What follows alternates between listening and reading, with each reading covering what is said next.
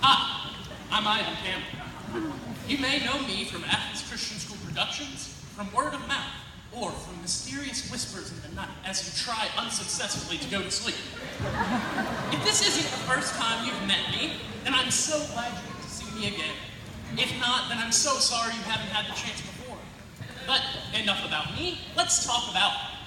I am 17 years, 9 months, 22 days, 4 hours, 15 minutes, and 23 seconds old. And I've been attending Athens Christian School for 13 of those years. Also, I'm about to give a speech to a whole bunch of people who I've known all between 1 and 17 years, each of which I've had the chance to talk to, become friends with, and even learn to do. But now, that time is over. The molten wax of the present, so easily malleable, is now solidified in the past. And while some may see the solid shape misshapen as it is and wish they could change it, I wouldn't have it any other way. These last 17 years of my life have been an amazing experience. I remember my first day of drama class, which gave me a chance to express my ways I never thought possible. I remember Lee, Jared, Nick, and I walking around the track during PE in 4th grade, playing pretend, and how Nick could not understand that Transformers and Wizards weren't meant to be in the same universe. I remember having a dead hermit crab in my locker for weeks because I forgot to take it out. I remember Sarah McKay stalking me throughout all of graduation practice. And I remember wearing the same khaki shorts in front of Mrs. Bishop for an entire year, and then suddenly being told that they weren't khaki colored by Mrs. Bishop.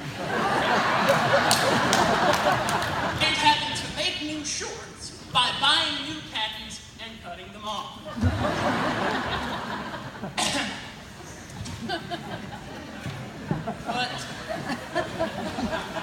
But despite all of this, there is one day I will never forget as long as I live.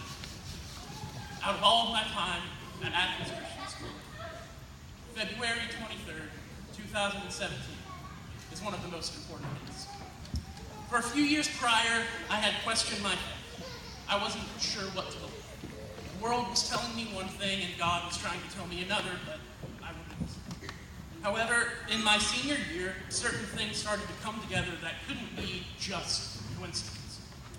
On February 23rd, 2017, my dad was having heart surgery, and I needed help with physics. So I went after school to Mrs. Herring, and this almost never happens, but instead of getting right to work, we started talking. We talked, and talked, and talked, and talked. And it went on for nearly 2 hours. Eventually, I got to the subject of faith, and I confided in her that I had been losing my feelings of faith to God, that I was struggling. I was expressing my deep lack of faith, and to bolster my faith, she told me her testimony, specifically the day her dad died. The week before her dad died, she felt a strange compulsion to go home from college, even though nothing was present. So her dad came up and helped her pack, and she moved back home for me. It was a normal week, nothing particularly special, but that was all about to change. That weekend, she was taking a test, and the proctor, coincidentally, just so happened to be a family friend. During the test, her dad was hospitalized, and the proctor was able to get her over there quickly because of her connection.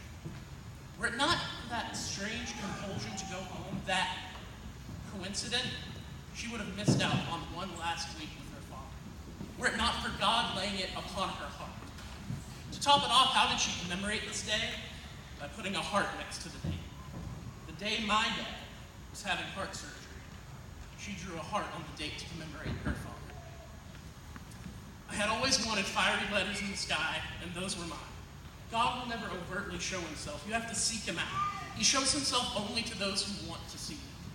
But enough about me. Let's talk about you. All of you. I'll never be able to thank this school, this community, this family enough for everything it has let me do. I've directed a play, I've made lifelong friends, I've learned so much about the world. I'm so glad I got to spend my time here, and I'm so thankful for my friends and family, and my little brother Isaac, that has been there for me along the way. It's been an amazing journey.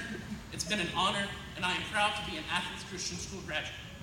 As Mrs. Dickinson could tell you, I'm bad at ending speeches, and I can tell you I'm really bad at saying goodbye, because I really hate goodbyes.